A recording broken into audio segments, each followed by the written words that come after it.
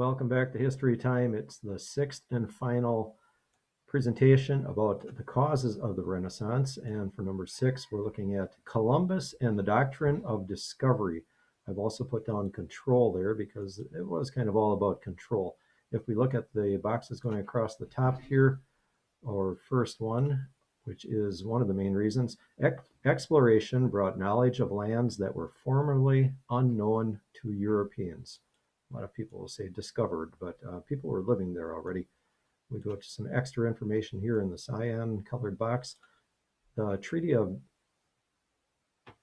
Tordesillas, dividing the New World between Spain and Portugal, was drawn up and signed.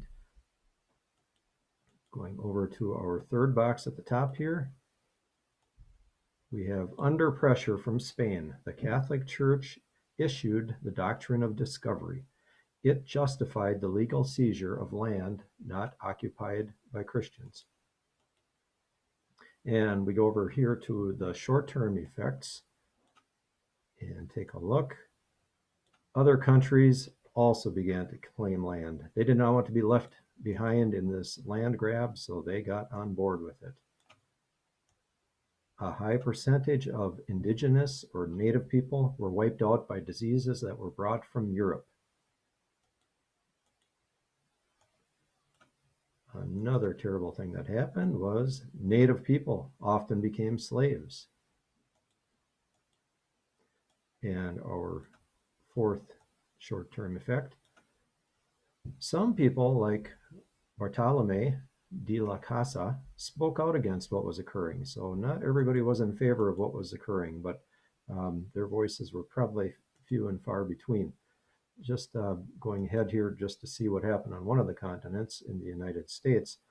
Of course, settlers came in on the eastern side, and originally the Native Americans got pushed back to the Appalachian Mountains, and before long that wasn't going far enough, and they got put into this territory called Indiana. There were about, I believe, 14 tribes or so that got moved there. And eventually, it was the Mississippi River next where they were pushed beyond.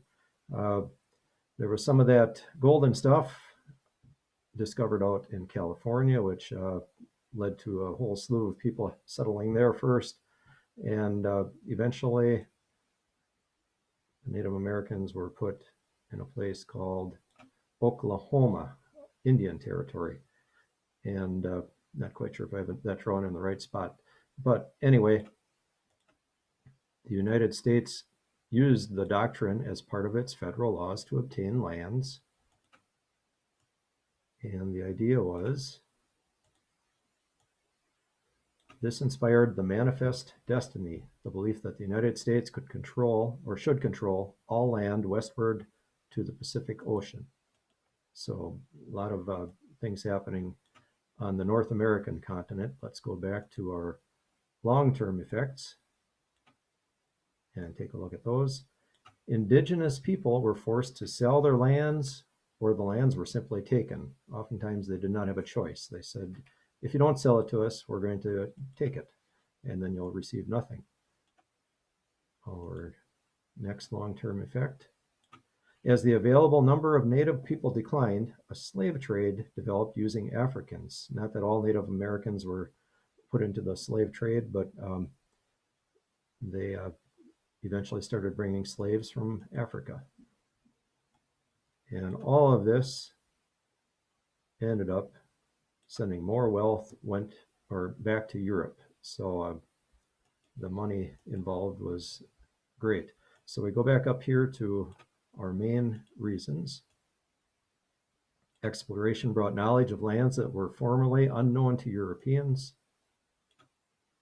And this one, under pressure from Spain, the Catholic Church issued the Doctrine of Discovery. It justified the legal seizure of land not occupied by Christians. This doctrine is actually still on the books in the Catholic Church. It has been used in U.S. law as far as decisions. So something that's been hanging around for quite a while.